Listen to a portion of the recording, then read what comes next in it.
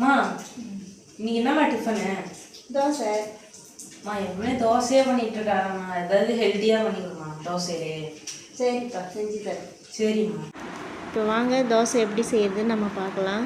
ஒரு கப்பு அரிசி மாவு எடுத்துக்கோங்க, ஒரு கப்பு கோதுமை மாவு எடுத்துக்கோங்க, ஒரு கப்புக்கு 2 கப்பு அப்படின்ற அளவுக்கு தண்ணி எடுத்துக்கோங்க.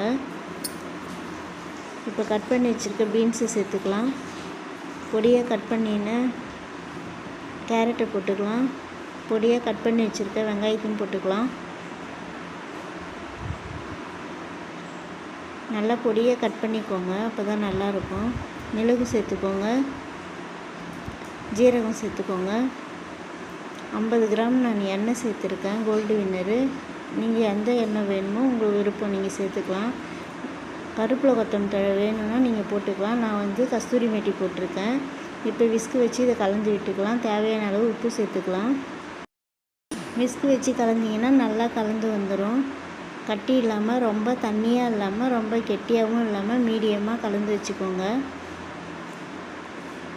இப்போ நம்ம தோசை ஊற்றிடலாம். வாங்க, கல் காஞ்சிருக்கு. இப்போ நம்ம தோசை ஊற்றிக்கலாம். இப்போ கரண்டியில் நிறைய மொண்டு தீத்தாமல் அப்படியே மொண்டு ஊற்றிக்கோங்க. நல்லா கிறிஸ்பியாக நல்லா வரும். சாஃப்டாக வேணும்னாலும் சாஃப்டாக சுட்டு எடுத்துக்கலாம், இல்லை கிறிஸ்பியாக மொறுமொறுன்னு வேணும்னாலும் மொறுமொறுன்னு எடுத்துக்கலாம். உங்களுக்கு தகுந்த மாதிரி ஊற்றிக்கலாம். இப்போ நான் திருப்பி போட்டுறேன்.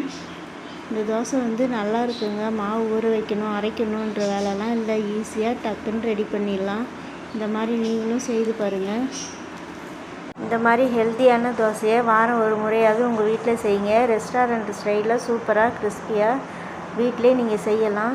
இப்போ நான் இதை என் பையன்கிட்ட கொடுக்குறேன். அவன் சாப்பிட்டு பார்த்துட்டு எப்படி இருக்குன்னு சொல்லுவான். இந்தாப்பா இதை சாப்பிடு.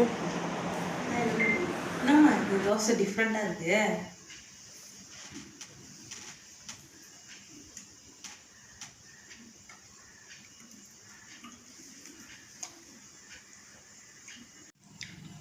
சூப்பராக கிறிஸ்பியாக இருக்குமா? எப்படிமா அது செஞ்சேன்? சூப்பராக செமையாக இருக்குமா? வெஜிடேபிள் போட்ட மாதிரியும் தெரியல.